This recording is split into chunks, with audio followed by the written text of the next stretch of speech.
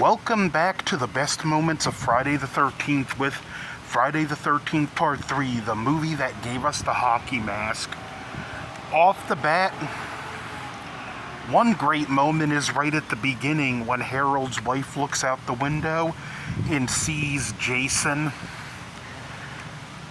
go walking through the laundry, and you see he's still dressed in the outfit from Part 2. Nice nod to continuity.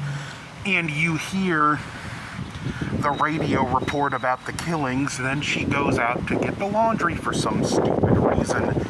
Then we follow idiot Harold, who is a disgusting store owner.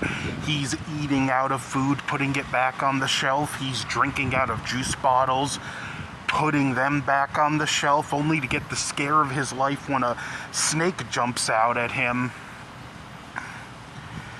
His wife's death is another good moment. Then we have the introduction to our characters as they go to pick up one coming with them for the weekend, named Vera, and our first fake out scare from Shelley, which tells you what to expect from this character. Another great moment is when we meet the homeless guy sleeping in the middle of the road, and he shows them an eyeball. He's the crazy Ralph standing in this movie. This was given to me to warn you. Go back from where you came. And they get scared and leave. This is just me, but I don't think that eyeball came from Harold or his wife. I think a little ways up the road, Jason found somebody, killed him or her, and this guy picked up the eyeball. We get to Hegan's Haven, and we have some nice moments there. I like how it's established Jason is pretty much in the barn, and it's a ticking time bomb. We know he's there and how long till people start dying. Another great moment is when Shelley at the convenience store stands up to the bikers and actually runs over the one. He accidentally backs into the bikes. Then after the head of the bikers smashes the windows of Rick's Volkswagen, Shelley runs over his bike. Nice touch and way to go, Shelley.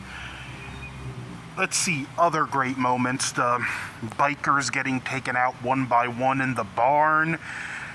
We have Fox playing around when they're supposed to be down to business. They just want to set the barn on fire. I guess it's worth an arson charge. And Jason kills them off all one by one before presumably taking out Ali, who does come back later. Another good scene, Rick being an idiot, talking with Chrissy. She's explaining what happened to her, an encounter she had with Jason prior, and he notices the battery on his car went dead. Well, you big dummy, who told you to park it with the headlights on? You get exactly what you deserve there. I mean, you're just dumb, Rick.